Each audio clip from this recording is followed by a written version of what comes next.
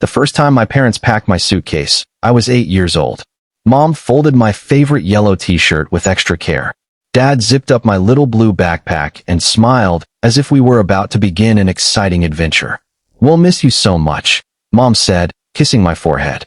"But Aunt Helen needs company." I smiled proudly. I liked helping people.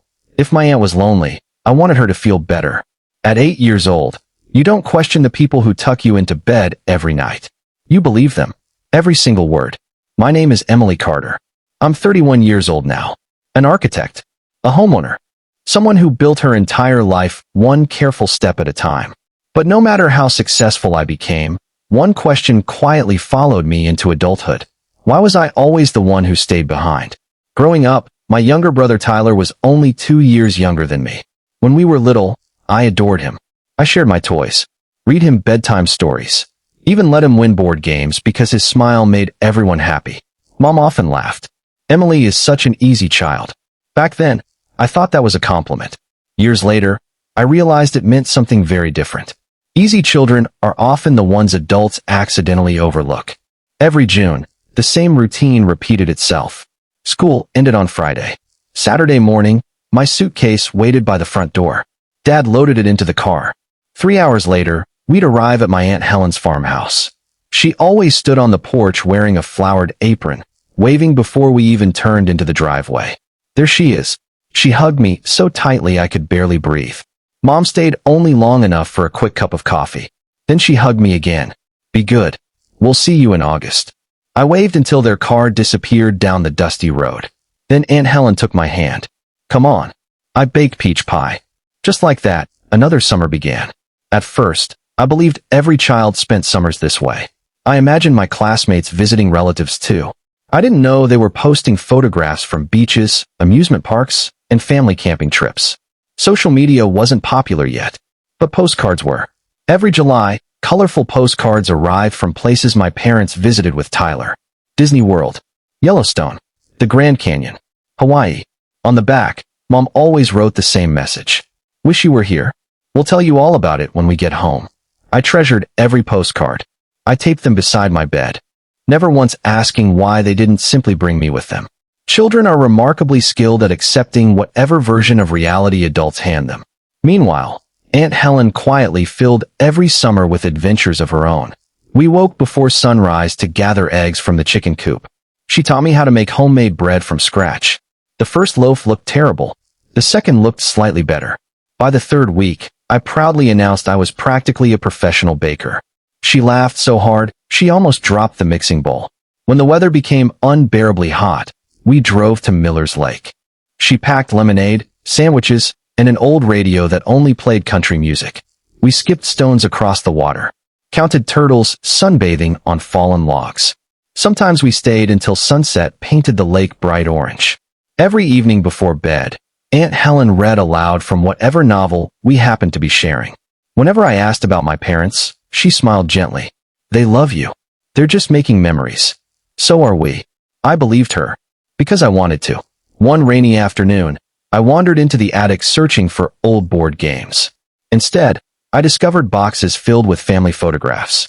Curious, I carried one downstairs. Inside were pictures of my mother and Aunt Helen as children. They looked inseparable, laughing together, fishing together, riding bicycles. I smiled. "You were best friends." Aunt Helen looked at the photographs for a long moment. "We still are. But life sometimes makes people forget what's important." I didn't understand then. Years later, those words would echo inside my heart. As I grew older, the differences between Tyler and me became harder to ignore. Every September, classmates asked about my summer. I helped my aunt harvest peaches. "What about you?" One girl answered, "We went to Paris." Another visited California. One classmate mentioned seeing Tyler at Disney World. I laughed awkwardly. "Really? Yeah. I thought you were there too." "So did I." That afternoon I asked Mom, "Weren't you in Disney?" She looked surprised. "Who told you?" "Someone from school." "Oh, it was a last-minute trip. You wouldn't have enjoyed it." I nodded. "Okay." Looking back, I realized that answer made absolutely no sense. What 8-year-old doesn't enjoy Disney? Still, I accepted it. Because children desperately want to believe their parents have good reasons. The summers continued. Year after year. When I turned 14, I finally noticed something strange. Family vacation photo albums always included Tyler. Never me. Not a single picture. Not even one. I quietly asked Dad why. He barely looked up from the television. You were with your aunt. Someone had to keep her company. I thought about that answer for weeks. Why couldn't all of us visit Aunt Helen together? Why couldn't she come on vacation? The question stayed inside my head because I was afraid of sounding ungrateful. Besides, I genuinely loved Aunt Helen. Her farmhouse felt safe, predictable, full of laughter. Every birthday card arrived exactly on time. Every school achievement earned a homemade pie. Every disappointment came with a warm hug and the reminder that tomorrow always brought another chance. Without realizing it, she slowly became the parent who showed up for every important moment. The older I became, the more obvious that difference felt. Then, the summer I turned 17, everything changed. For the first time, I looked directly at my parents and asked a question I should have asked years earlier. Can I come with you this summer instead? Neither of them realized that the answer they were about to give would become the beginning of the truth I had unknowingly spent 9 summers waiting to discover. The room became painfully quiet after I asked the question. Can I come with you this summer instead? Mom looked at Dad. Dad looked at the television. Neither of them answered immediately. Finally, Mom sighed. It wouldn't work this year. Why not? We've already made plans. I can fit in a hotel room. It's more complicated than that. I waited. She never explained. Dad simply added, your aunt is expecting you. I nodded slowly. So I'm going again. Just this once. Except it wasn't just this once. It was the 9th summer in a row. That year felt different. Not because Aunt Helen changed. She was exactly the same, warm, patient, and endlessly kind. The difference was me. I had finally become old enough to notice what had always been there. When my parents dropped me off, Aunt Helen hugged me as usual. But this time she looked carefully into my eyes. Something's bothering you. I forced a smile. Nothing. She smiled gently. You've never been able to fool me. That evening, while we sat on the porch watching fireflies drift across the fields, I quietly asked, Aunt Helen, did my parents ever tell you why they always send me here? She was silent for several seconds. Then she answered carefully. They said I needed company. Do you? She smiled sadly. I enjoy your company more than you know. But no, I never asked them to send you. Those words stayed with me for years. When summer ended, life continued. I graduated high school, earned scholarships, moved away for college, worked part-time jobs to pay expenses. My parents attended graduation. So did Aunt Helen. She cried the loudest when my name was called. After college, I became an architect. I bought a modest house. Every major milestone happened because of discipline, late nights, and determination.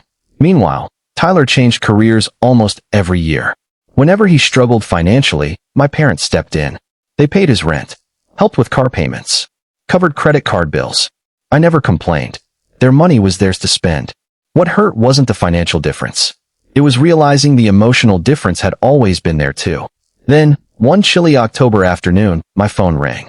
Aunt Helen. Her voice sounded weaker than I had ever heard. Sweetheart, would you come visit me this weekend? Of course. There are some things you deserve to know.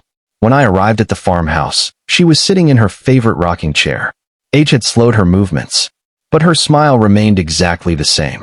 After tea, she led me upstairs to the attic. From the corner, she pulled out an old cedar chest I had never seen before. Inside were 9 carefully labeled photo albums, one for every summer. We sat together turning page after page.